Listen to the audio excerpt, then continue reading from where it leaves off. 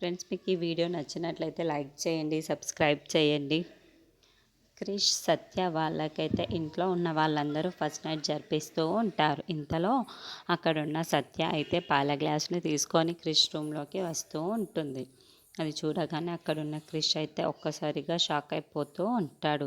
ఏంటి సంపంగి ఈరోజు ఇంత అందంగా ఉంది అని చెప్పేసి అనుకుంటూ సత్య దగ్గరికి వెళ్ళి తన భుజాలపైన చేతులు వేస్తూ, ఏంటి సత్య ఈరోజు ఇంత అందంగా ఉన్నావు అని చెప్పేసి తన బెడ్ దగ్గరికైతే తీసుకొని వస్తూ ఉంటాడు. ఇంతలో అక్కడున్న సత్య అయితే చాలా సిగ్గుపడుతూ ఉంటుంది.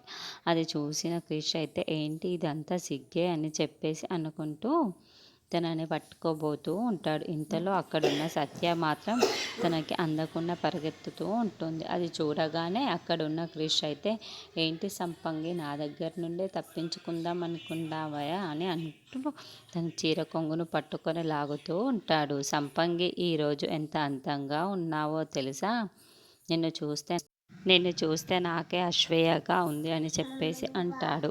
సత్య దగ్గరికి వస్తూ ఉంటాడు.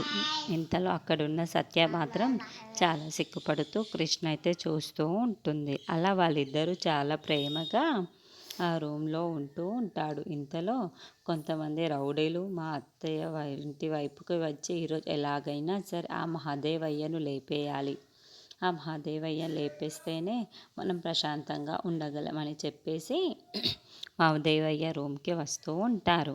ఇంతలో అక్కడున్న మహాదేవయ్య అయితే, ఎవరు వీళ్ళు, నన్ను చంపడానికి ఎందుకు వచ్చారు అని చెప్పేసి అనుకుంటూ వాళ్ళ వైపుకు చూస్తూ ఉండిపోతాడు. ఇంతలో రౌడీలు మొత్తం మహాదేవయ్య చుట్టూ చుట్టేసి, రేయ్ నువ్వు ఎలాగైనా ఈరోజు మా చేతుల్లో చస్తావురా అని చెప్పేసి అంటూ ఉంటాడు.